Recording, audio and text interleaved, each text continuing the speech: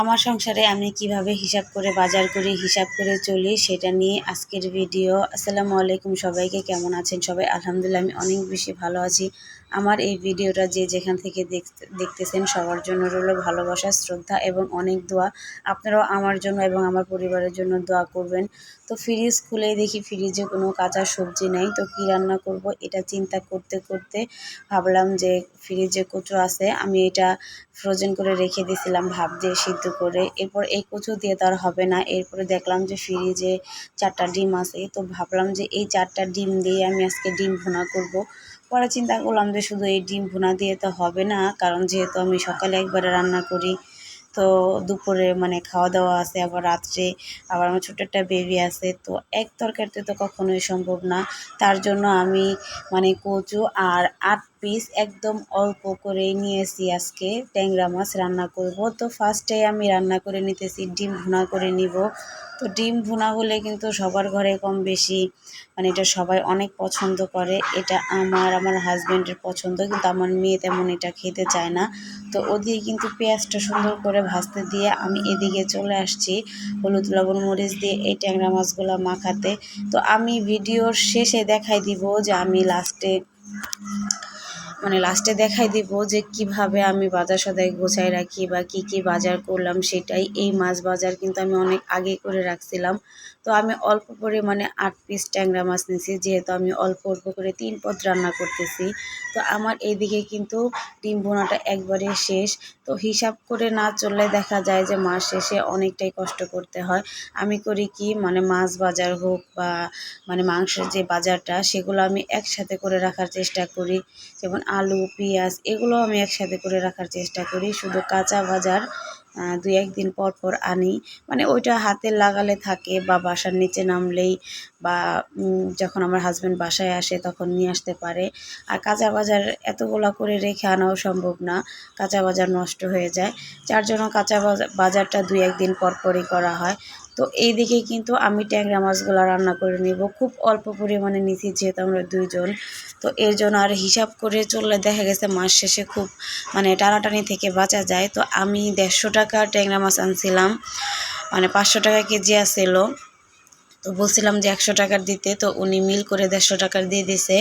মানে খুব বেশি পরিমাণে হয় নাই, ছোটো বাটির 1 বাটিও হয় নাই, যার জন্য মানে আমি যদি 3 বারি না খেতে পারি তাহলে হলো।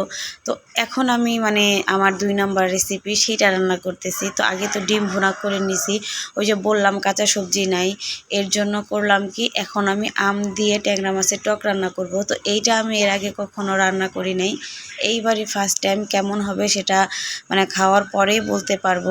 তো এইখানে কিন্তু আমি আদা রসুন বাটা দিইনি, জাস্ট পেঁয়াজ দিছি আর তেল তো আগেই দিয়ে নিয়েছিলাম। এরপরে একটু পরিমাণে আমি কালো জিরা দিছি, যেহেতু আমি আম দিব এর কারণে। তো সব কিছু মশলা একটু পরিমাণে জিরা দিছিলাম, সুন্দর করে হয়ে যাওয়ার পরে আম দিছি। আমটাও কিন্তু হয়ে গেছে, যেহেতু আম হইতে সময় লাগে না। তো এখন আমি এই ট্যাংরাগুলো দিয়ে দিলাম।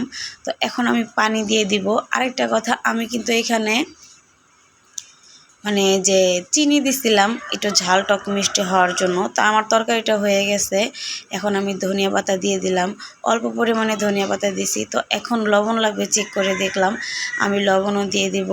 এই দেখেন, যদি হিসাব করে না চলতাম বা যদি বুদ্ধি করে মানে না চলতাম তাহলে কিন্তু একদমই হতো না। কাঁচা বাজার নাই, তাই কি হয়েছে, আমরা কিন্তু মেয়েরা পারি না এমন কোনো কাজ নাই।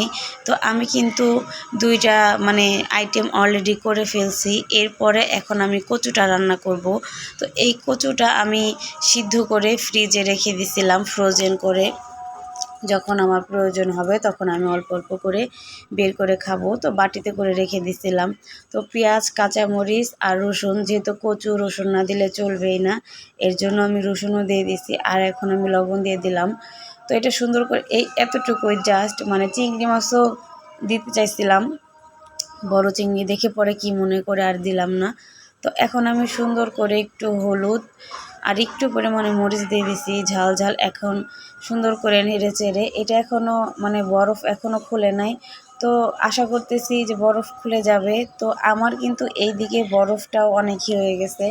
আমি এই দিকে এত কিছু রান্না করার পরও মানে ৩টা আইটেম যেহেতু হয়ে গেছে, আমার আজকের জন্য মানে চিন্তাটা অনেক কম হয়ে গেছে যে সবজি না থাকলে মানে তেমন মেয়েদের কাছে কোনোই লাগে না। আর যারা বিশেষ করে গ্রামে থাকে তাদের কাছে কিন্তু আরও অনেক সুবিধা, কারণ গ্রামে টুকটাক ২-১ দিন বা ১ সপ্তাহ বাজার না থাকলে এমনিতে চালিয়ে নেওয়া যায়। আর আমরা যারা গ্রামে থাকি, আমরা যারা শহরে থাকি তাদের কিন্তু অনেক সমস্যা হয়। আর মেয়ের বাবা মানে আমার হাজব্যান্ড রাত্রে আসার সময় ২ কেজি পরিমাণে গরুর মাংস নিয়ে আসছিল। তো এখন আমি এটাকে সুন্দর করে ভাগ করে প্রসেস করে রেখে দিব। তো মাংসগুলা এমনি ভালো ছিল, কিন্তু মনে হয় সকালে বা দুপুরে জবাই দিছিল, এর জন্য ওইরকম টাটকা ছিল না, কিন্তু মাংসগুলা অনেক সুন্দর ছিল। তো এখন আমি এদিকে নিয়ে আসছি যে মানে একসাথে সুন্দর করে মিক্স করে আমি বাটি বাটি করে রেখে দিব, কারণ এই ২ কেজি মাংস আনছে, এটা দিয়ে তো আমার সুন্দর করে ১ মাস চালাতেই হবে। যেহেতু গরুর মাংস অনেক দাম, সচরাচর ওইরকমভাবে আমরা কিনতে পারি না। আর যেহেতু মানে কয়েকদিন পরেই কুরবানি ঈদ, এর জন্য আর কি আরও আনা।